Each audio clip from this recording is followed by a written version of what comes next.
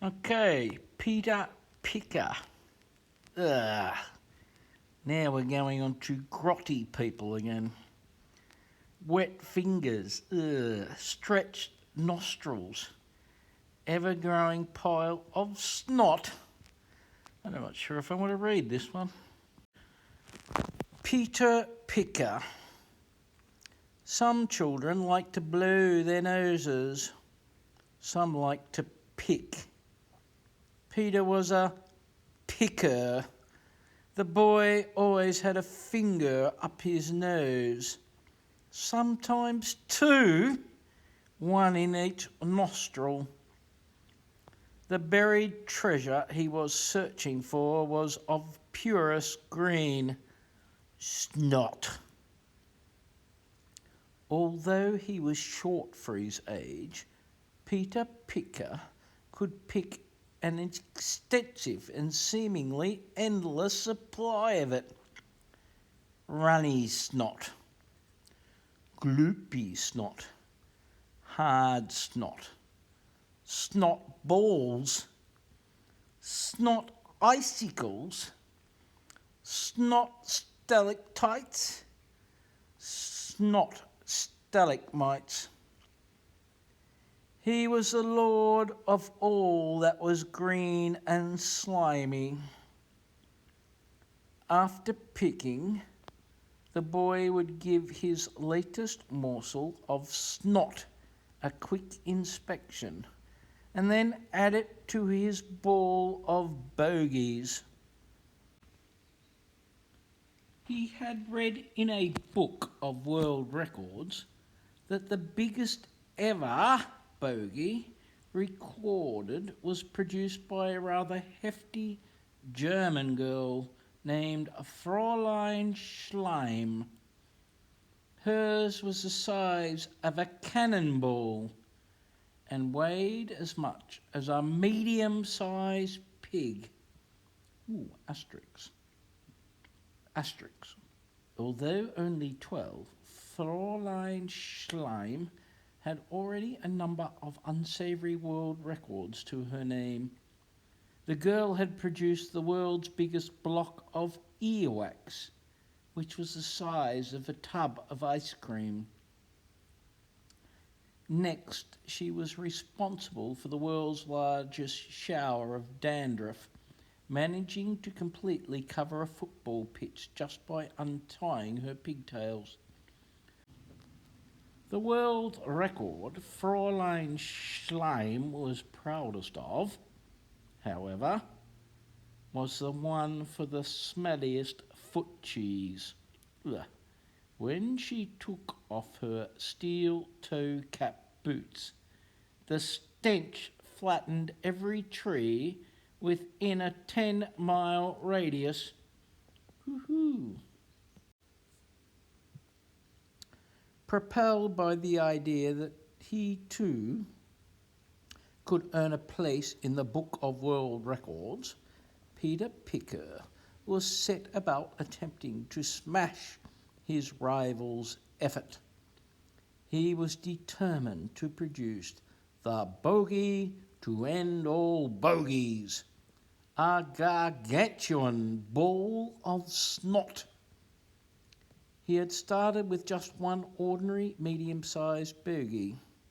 However, once he had stuck bogey after bogey to it, it became a super bogey, then a mega bogey. Finally, it progressed to being an ultra bogey. Now, every time the boy picked his nose, which was at least once every few seconds, he added to it. When Peter started, it was just the size of a pea, but with each new green globule, it grew. Soon it was the size of a conker, then a melon, then a football, then a snowman. The boy became so focused on entering the record books that he often bunked off school so he could spend all day picking his nose.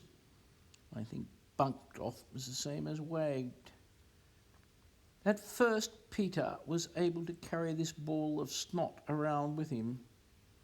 When it became too big and heavy, the boy simply rolled it along the street. However, one morning on the way to school, Peter had accidentally run over his neighbour's cat, Ginger, and the poor creature had become embedded in the snot ball. The bogey was so sticky, Peter had to shave the cat's hair off to remove it. Meow! Meow! Now the boy kept the sphere of snot safe in his bedroom. By the time of this story, the sphere of snot, or snot sphere for short, was the size of an asteroid. It looked like it had come from outer space too. A kaleidoscope of greens. Light green, dark green, green green, not so green green. But with new bogies being picked, licked and flicked onto it by the minute, Peter's snot sphere was becoming too big even for his bedroom. The boy's bed and wardrobe were crushed by the size and the weight of this truly evil-looking ultra bogey. One morning, while rooting around in his nostril, Peter found a particularly large booger. Without a second thought, he wiped it on the snot sphere. But this was one final piece too many, and the boy heard a buckling sound. Twang! It was the floorboards creaking under the enormous weight of the ultra bogey. Peter raced out of his room and downstairs to the kitchen. Looking up at the ceiling, he saw cracks shooting across it. Crack! Then, before Peter could pick his nose again, the snot sphere crashed down through the ceiling and landed next to him. Boom! Ah! Screamed the boy, as dust and debris covered him. Peter had very nearly been killed by his own mucus. And it was on a roll now, literally, and heading straight for the boy. Peter dashed out of his house, but the snot sphere smashed through the front wall, crash, and chased its creator down the street. Peter's parents stared down from their bedroom window. Their mouths were wide open, but no sound came out. Such was their shock at the scene. I'm not sure if I want to keep reading this. This is disgusting. Being made of compacted bogies, the snot sphere was incredibly sticky. As a result, it picked up everything in its path as it rolled. A little dog, an old lady who was walking said little dog, a bicycle, a boy riding said bicycle, a lawnmower, a gardener, yes, using said lawnmower. Soon all these things and more were spinning wildly down the road, stuck to the snot sphere. Peter's bogey was growing bigger and bigger. The bigger the bogey became, the faster it rolled. As Peter kept running and running and running away from it, the snot sphere picked up a postbox and uprooted a tree. Even a car became stuck to it. When the ever-growing snot sphere rolled on top of a bus full of people and managed to glue itself to the roof, Peter really began to panic. As the people on the bus spun round and round like visitors to some nightmarish, snot-themed amusement park, the boy realised he was running for his life. Now the snot sphere was so huge, it was picking up houses as it rolled. First a bungalow, then a large family home. With the house, the bungalow, the bus, the car, the tree, the postbox, the lawnmower, the gardener using the lawnmower, the bicycle, the boy riding the bicycle, the little dog, and of course, let's not forget the old lady who was out walking her little dog, all stuck to it. The snot sphere was growing at a truly alarming rate. Peter had a plan. The only way he could survive was to go underground. That's where the snot sphere could not reach him. Up ahead, the boy spied a drain and dashed towards it. Desperately, he pulled on the grate with all his strength. "Please, please, please," he incanted. His fingers slipped on the metal. They were wet and withered from being up his nose all day. Just in time, Peter managed to pull the grate off and leaped down into the murky depths below. Splash! The snot sphere rumbled overhead. Rumble.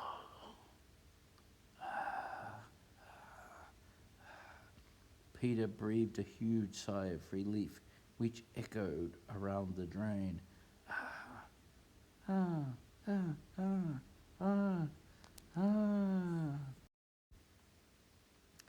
When he felt it was safe again, the boy climbed back up to the surface, covered in grot from the drain.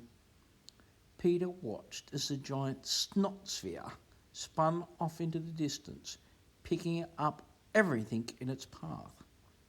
A fire engine, a parade of shops, even a herd of cows who'd been minding their own business, getting on with some quiet mooing. Moo, moo, moo. Seeing the mass destruction his creation had caused, Peter Picker decided it was probably best not to mention to anyone that he was the creator of this snot-based ball of terror. With all that happened, he was willing to let Fräulein Schleim retain the title for the world's biggest bogey. So Peter ambled down the road towards school. It was the first time he had attended for weeks. However, when Peter arrived at the school gates, he realised his school was, in fact, no longer there. There were just dark patches on the playground where the school buildings used to be. Peter's spinning ball of doom must have rolled ahead of him this way too and sucked all the school buildings up into it. All that could be seen was a lone pair of Wellington boots standing where the dining hall used to be. The boots had belonged to the fearsome dinner lady, Mrs. Slaughter. No doubt she and all the teachers had been plucked up by the mega bogey too. Peter smirked.